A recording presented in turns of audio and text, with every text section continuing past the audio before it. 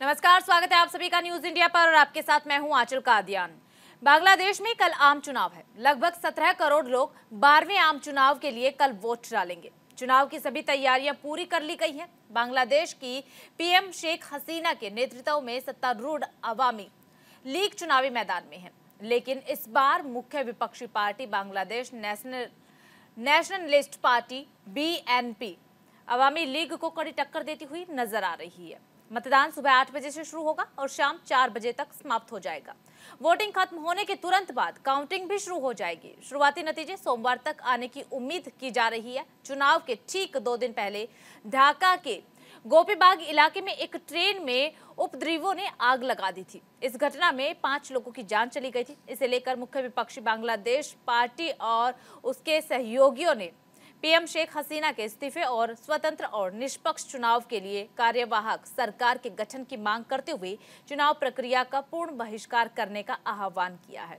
ऐसे में चुनाव में शेख हसीना की जीत लगभग तय मानी जा रही है। बांग्लादेश नेशनलिस्ट पार्टी यानी कि बीएनपी और उसके समर्थकों का कहना यह है कि उन्हें इस बात का कतई भरोसा नहीं है कि शेख हसीना के नेतृत्व वाली सरकार स्वतंत्र और निष्पक्ष चुनाव करवाएगी। उनकी मांग है कि शेख हसीना पीएम का पद छोड़े और एक अंतरिम सरकार की देखरेख में चुनाव संपन्न कराए। हालांकि उनकी इस मांग को मानने से शेख हसीना ने साफ तौर पर इनकार किया है। पड़ोसी मुल्क होने के कारण बांग्लादेश के आम चुनाव पर भारत की भी पैनी नजर है।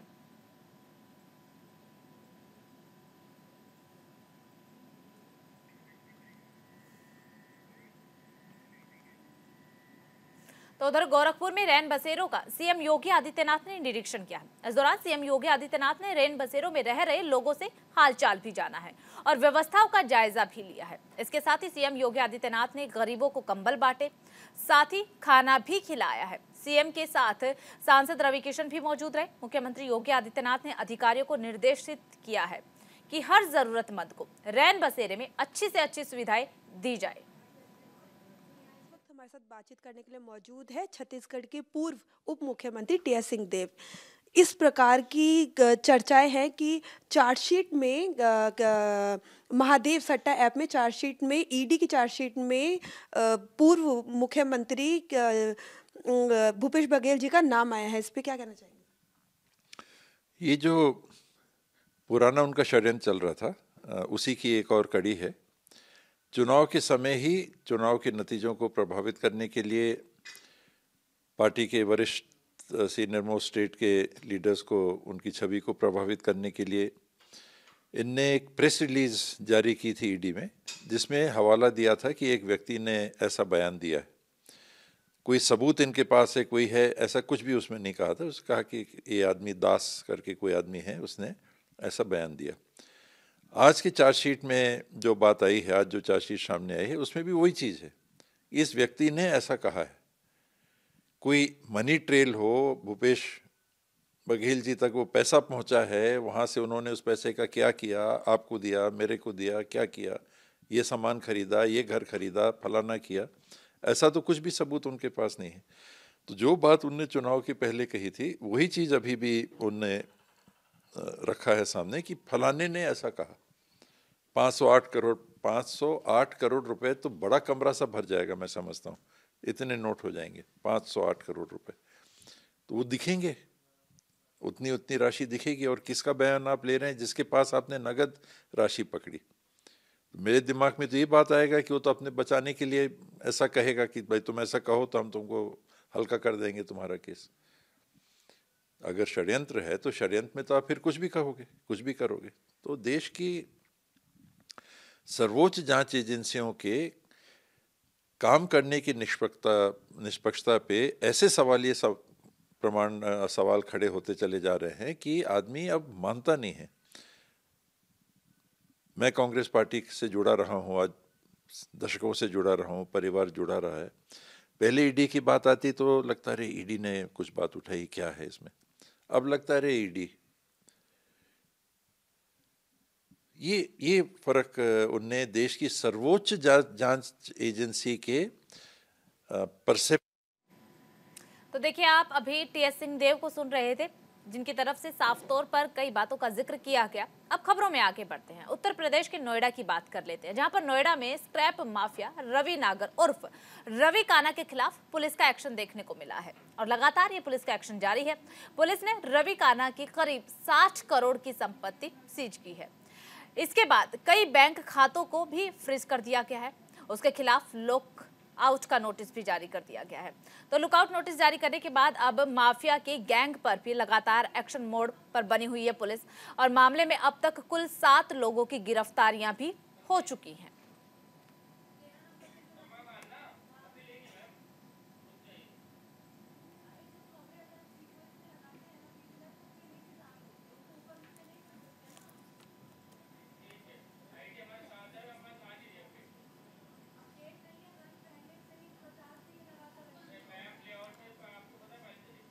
तो देखिए, स्क्रैप माफिया के गिरोह पर लगातार पुलिस का एक्शन तेज है। रवि नागर की 60 करोड़ की संपत्ति सीज की गई है। इतना ही नहीं, बल्कि आपको बता दें कि रवि किशन के खिलाफ लुकआउट नोटिस भी जारी किया गया है और इस पूरे मामले में 7 लोगों की गिरफ्तारी भी बताई जा रही है। माफ कीजिएगा, रवि नागर के खिलाफ लुकआउट का नोटिस भी जारी किया गया है और इस पूरे मामले में 7 लोगों की गिरफ्तारी हो चुकी है। लगातार पुलिस एक्शन मोड में नजर आ रही है। जानकारी ये मिल पा रही है कि रवि नागर की कई करोड़ की संपत्ति सीज की गई है। साथ ही रवि नागर के खिलाफ लुकआउट नोटिस भी जारी किया गया है। खबरों में आगे बढ़ते हैं, बात गोरखपुर की कर लेते हैं, जहां पर रैन बसेरों का सीएम योगी आदित्यनाथ ने निरीक्षण किया है। इस दौरान सीएम योगी आदित्यनाथ ने रैन बसेरे में रह रहे लोगों को हालचाल भी जाना, व्यवस्थाओं का जायजा लिया, साथ ही गरीबों को कंबल भी बांटे। इसी के साथ गरीबों को खाना भी सीएम योगी आदित्यनाथ ने खिलाया। तो वहीं पर सीएम के साथ सांसद रवि किशन भी मौजूद रहे। मुख्यमंत्री योगी आदित्यनाथ ने अधिकारियों को निर्देशित किया है कि हर जरूरतमंद को रैन बसेरे में अच्छी से अच्छी सुविधा दी जाए। प्रदेश के मुख्यमंत्री योगी आदित्यनाथ ने अपने गोरखपुर प्रवास के दौरान गोरखपुर रेलवे बस स्टैंड और गोरखपुर कचहरी चौराहा, उसके अलावा झूलेलाल मंदिर के रैन बसेरों का निरीक्षण किया। जो गरीब वर्ग के लोग थे उन्हें कंबल वितरित किया। योगी आदित्यनाथ ने अपने संबोधन में कहा कि कहीं न कहीं से पूरे प्रदेश में बहुत ही कड़ाके की शीतलहर जारी है और अधिकारियों को निर्देशित कर दिया गया है। तो मैं खुद निकलकर और सड़कों पर देख रहा हूँ कि किस तरह की व्यवस्था की गई है और पूरे प्रदेश में किसी भी गरीब को ठंड से मरने नहीं दिया जाएगा। ठंड से बचने के पूरे उपाय प्रदेश सरकार ने कर रखे हैं। भीषण ठंड और शीतलहरी से बचाव के लिए सरकार ने अन्य तमाम प्रकार के जो उपाय किए हैं उन्हीं का निरीक्षण करने के लिए और एक विधायक के रूप में भी क्या कुछ चल रहा है सब देखने के लिए ही मैं आज रात्रि में सड़क पे निकला हूं। रेन बसेरों में जरूरतमंदों को क्या सुविधाएं मिल रही हैं, गरीबों को कंबल वितरण की स्टेटस क्या है, ये सब देखने के लिए निकला हूं। और प्रदेश भर में इसके लिए एक अभियान के क्रम में कार्यक्रम चल रहे हैं। माननीय जनप्रतिनिधिगण हर जगह जरूरतमंदों को कंबल और ऊनी वस्त्र वितरित भी कर रहे हैं। यह हमारी प्रतिबद्धता भी है और एक जिम्मेदारी भी है। उसी का निर्वहन करने के लिए हम लोग इस कार्यक्रम के साथ जुटे हैं। खबरों में आगे बढ़ते हैं। बिहार के खाद्य एवं रसद मंत्री जमा खान ने सर्किट हाउस में मीटिंग से बातचीत करते मीडिया से रूबरू हुए। इस दौरान उनकी तरफ से कहा गया है कि अयोध्या में भगवान श्री राम का प्राण प्रतिष्ठा होना आस्था का विषय है। इस पर किसी का कोई टिप्पणी नहीं करनी चाहिए, किसी भी तरह की टिप्पणी नहीं होनी चाहिए और अगर कोई विवादित टिप्पणी करता है तो वो देश के लिए घातक है। वहीं उन्होंने 2024 के लोकसभा चुनाव का भी जिक्र किया और 2024 लोकसभा चुनाव में इंडी गठबंधन में प्रधानमंत्री के चेहरे को लेकर कहा कि मैं नहीं, देश के करोड़ों जनता ये चाहती है कि नीतीश कुमार प्रधानमंत्री। वहीं राहुल गांधी के चेहरे को लेकर कहा कि ये मेरा निजी राय नहीं है, बाकी संगठन बैठकर जो भी निर्णय लेगा उसे सभी मानेंगे।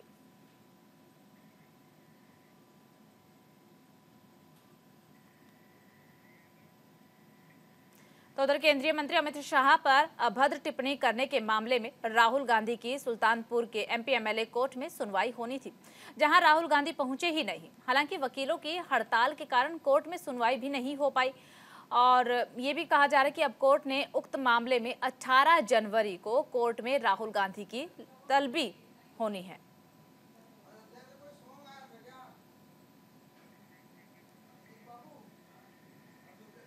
उत्तर प्रदेश के नोएडा के सेक्टर 126 में नशीले पदार्थ की तस्करी करने वाले गैंग का खुलासा हुआ है। नोएडा पुलिस ने इस मामले में एक नामी यूनिवर्सिटी के छात्र समेत 5 लोगों को गिरफ्तार किया है। बताया ये जा रहा है कि ये गिरोह विश्वविद्यालय में छात्रों को महंगे विदेशी ड्रग्स की सप्लाई करता था। 22 जनवरी को अयोध्या में रामलला की प्राण प्रतिष्ठा है।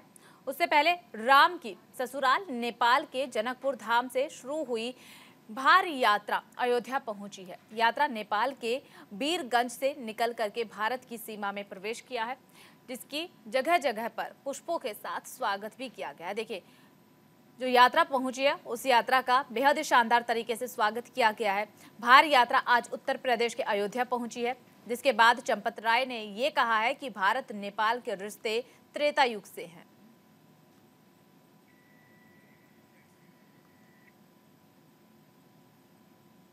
संत कबीरनगर में अपर जिला और सत्र न्यायाधीश rape and POCSO act Gorakhpur Govind Mohan ने धोखाधड़ी, छल और अनुसूचित जाति और जनजाति अधिनियम के एक मामले में महेंद्रावाल विधायक और एक अन्य पर गैर जमानती वारंट जारी किया है। मामला लगभग 25 वर्ष पुराना बताया जा रहा है। गैर जमानती वारंट जारी होने की सूचना से जिले में चर्चाओं का जो बाजार है वो गर्म हो गया है। शाहजहांपुर में ददरौल से बीजेपी विधायक मानवेंद्र सिंह का अंतिम संस्कार हुआ है। अंतिम विदाई में प्रदेश के तमाम बड़े मंत्री शामिल हुए। इसके अलावा हजारों समर्थकों की भीड़ भी अंतिम संस्कार में शामिल हुई है, जिसके बाद पार्थिव शरीर को सलामी देकर के अंतिम संस्कार किया गया। मुख्यमंत्री योगी आदित्यनाथ ने बीजेपी विधायक के बेटे के नाम से शोक संदेश भी भेजा, जिसे वित्त मंत्री सुरेश कुमार खन्ना ने पढ़ करके सुनाया है। आपको इसी के साथ ये भी बता दें कि बीजेपी विधायक मानवेंद्र सिंह लीवर की बीमारी से ग्रस्त थे और इलाज के दौरान दिल्ली में उनका निधन हुआ था। कासगंज जनपद की नवागत एसपी अपर्णा रजत कौशिक ने जनपद का चार्ज ग्रहण कर लिया है। वहीं एसपी ने जनपद का चार्ज ग्रहण करने के दौरान ही सरकार की प्राथमिकता के आधार पर काम करने की तरफ से जिले में अपराधियों की पर कड़ी से कड़ी कार्रवाई करने की बात कही है। इसी के साथ एसपी अपर्णा रजत ने पुलिस कार्यालय की शाखाओं का भी भ्रमण किया है। आपको ये भी बता दें कि आईपीएस अधिकारी सौरभ दीक्षित कासगंज जनपद से हटा करके फिरोजाबाद का एसपी बनाया गया। पुलिस अधीक्षक ने जिले की कानून व्यवस्था और अपराधों की स्थिति के बारे में भी जानकारी ली है। उन्होंने 4 दिन पहले हुई नंगला नरपंत में फायरिंग की घटना के सभी आरोपियों की गिरफ्तारी सुनिश्चित करने के निर्देश भी दिए।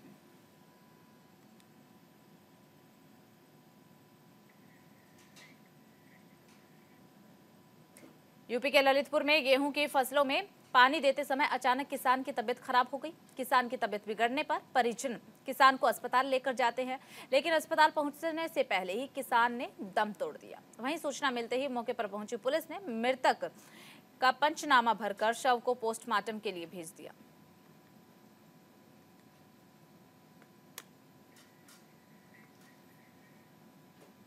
खबर उत्तर प्रदेश के बदायूं से है, जहां पर जनपद में हजरतपुर थाना क्षेत्र के सुकुटिया गांव में एक 24 साल के युवक ने संदिग्ध परिस्थितियों में फांसी लगा ली।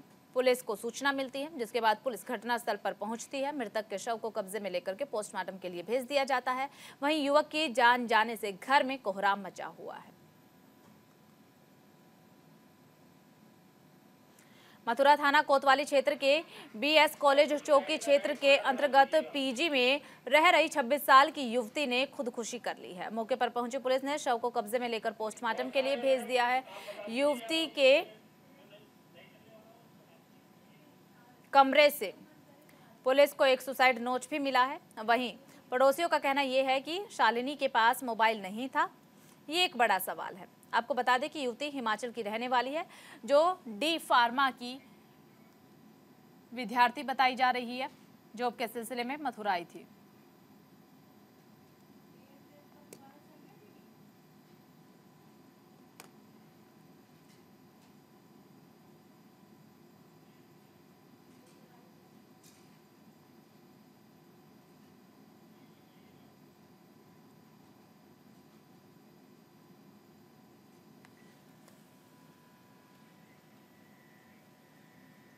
नालंदा में जिला परिषद अध्यक्ष और उपाध्यक्ष के 2 साल के कार्यकाल से नाराज सदस्यों ने अविश्वास प्रस्ताव लाया है। 10 जिप सदस्यों के हस्ताक्षर करके आवेदन डीएम कार्यालय में जाकर सौंप दिए गए हैं। नाराज सदस्यों ने ये बताया है कि 2 साल के दौरान एक बार भी उनकी बात नहीं सुनी गई। योजनाओं के धरातल पर उतारने की बात जब भी बोली जाती है तो कोई भी सुनने के लिए तैयार नहीं होता है। 5 साल के लिए हम लोग चुनाव जीत कर आते हैं, उसमें से 2 साल बिना कोई काम के ही खत्म हो गए हैं। हमारे क्षेत्र में किसी तरह की जब योजनाओं को पूरा ही नहीं किया जाए तो फिर जनता हम पर भरोसा क्यों करे। केंद्रीय चुनाव आयोग के निर्देश पर भोपाल में मतदाता सूची पर काम शुरू हो गया है। लोकसभा चुनाव मतदाता सूची का पारंपरिक प्रकाशन हुआ है। इसी के साथ 6 से 22 जनवरी तक मतदाता सूची में नाम जोड़ने, हटाने या फिर संशोधन के लिए आवेदन भी लेंगे। 6 जनवरी को मान्यता प्राप्त राष्ट्रीय राजनीतिक दलों के पदाधिकारियों के साथ बैठक की जाएगी और उन्हें मतदाता सूची के प्रारूप की सीडी उपलब्ध कराई जाएगी। इंदौर समेत प्रदेश के सभी बीएलओ अपने अपने मतदान केंद्रों पर उपस्थित रहेंगे। मुख्य चुनाव आयुक्त अनुपम राजन ने बताया कि 13 और 20 तारीख को घर घर जाएंगे।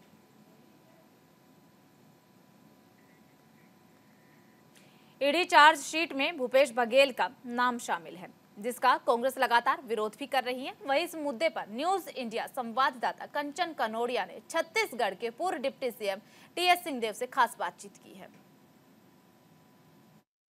बातचीत करने के लिए मौजूद है छत्तीसगढ़ के पूर्व उप मुख्यमंत्री टीएस सिंहदेव। इस प्रकार की चर्चाएं हैं कि चार्जशीट में महादेव सट्टा ऐप में चार्जशीट में ईडी की चार्जशीट में पूर्व मुख्यमंत्री भूपेश बघेल जी का नाम आया है। इस पे क्या कहना चाहेंगे? ये जो पुराना उनका षड्यंत्र चल रहा था उसी की एक और कड़ी है। चुनाव के समय ही चुनाव के नतीजों को प्रभावित करने के लिए पार्टी के वरिष्ठ सीनियर मोस्ट स्टेट के लीडर्स को, उनकी छवि को प्रभावित करने के लिए इनने एक प्रेस रिलीज जारी की थी ईडी में, जिसमें हवाला दिया था कि एक व्यक्ति ने ऐसा बयान दिया है। कोई सबूत इनके पास है, कोई है, ऐसा कुछ भी उसमें नहीं कहा था। उसने कहा कि ये आदमी दास करके कोई आदमी है, उसने ऐसा बयान दिया। आज की चार्जशीट में जो बात आई है, आज जो चार्जशीट सामने आई है, उसमें भी वही चीज़ है। इस व्यक्ति ने ऐसा कहा है। कोई मनी ट्रेल हो, भूपेश बघेल जी तक वो पैसा पहुंचा है, वहाँ से उन्होंने उस पैसे का क्या किया, आपको दिया, मेरे को दिया, क्या किया, ये सामान खरीदा, ये घर खरीदा, फलाना किया, ऐसा तो कुछ भी सबूत उनके पास नहीं है। तो जो बात उनने चुनाव के पहले कही थी, वही चीज़ अभी भी उनने रखा है सामने कि फलाने ने ऐसा कहा। 508 करोड़ रुपए तो बड़ा कमरा सा भर जाएगा, मैं समझता हूँ। इतने नोट हो जाएंगे, 508 करोड़ रुपए, तो वो दिखेंगे, उतनी उतनी राशि दिखेगी। और किसका बयान आप ले रहे हैं? जिसके पास आपने नगद राशि पकड़ी। तो मेरे दिमाग में तो ये बात आएगा कि वो तो अपने बचाने के लिए ऐसा कहेगा कि भाई तुम ऐसा कहो तो हम तुमको हल्का कर देंगे तुम्हारा केस। अगर षड्यंत्र है तो षड्यंत्र में तो आप फिर कुछ भी कहोगे, कुछ भी करोगे। तो देश की सर्वोच्च जांच एजेंसियों के काम करने की निष्पक्षता पे ऐसे सवालिए सवाल खड़े होते चले जा रहे हैं कि आदमी अब मानता नहीं है। मैं कांग्रेस पार्टी से जुड़ा रहा हूँ, आज दशकों से जुड़ा रहा हूँ, परिवार जुड़ा रहा है। पहले ईडी की बात आती तो लगता रहे ईडी ने कुछ बात उठाई, क्या है इसमें। अब लगता रहे ईडी, ये फर्क उनने देश की सर्वोच्च जांच एजेंसी के परसेप्शन में ला दिया है। ईडी कुछ कर रही है, अरे ये तो ऐसे ही, तो किसी को डाउन करना है तो उसको इस्तेमाल किया जा रहा है। मैं कंचन, न्यूज़ इंडिया। खबरों में आगे बढ़ते हैं, बात तमिलनाडु की कर लेते हैं, जहां पर जल्लीकट्टू कार्यक्रम की शुरुआत हो गई है। तमिलनाडु के पदुकोट्टई जिले में आयोजित किया गया इस कार्यक्रम में करीब 500 बैलों ने हिस्सा लेंगे। आपको बता दें कि इसे लेकर के स्थानीय लोगों में काफी ज्यादा उत्साह देखने को मिल रहा है। वहीं एक दिन में ही करीब 29 लोग घायल हो गए हैं, जिन्हें इलाज के लिए अस्पताल में भर्ती करवाया गया है। बता दें कि लंबे समय से कार्यक्रम की तैयारियां की जा रही थी। कार्यक्रम में विशेष अतिथियों के लिए मंच भी तैयार किया गया। आयोजन से पहले इस जल्लीकट्टू कार्यक्रम में हिस्सा लेने वाले बैलों और लोगों की चिकित्सक जांच भी की गई थी। इस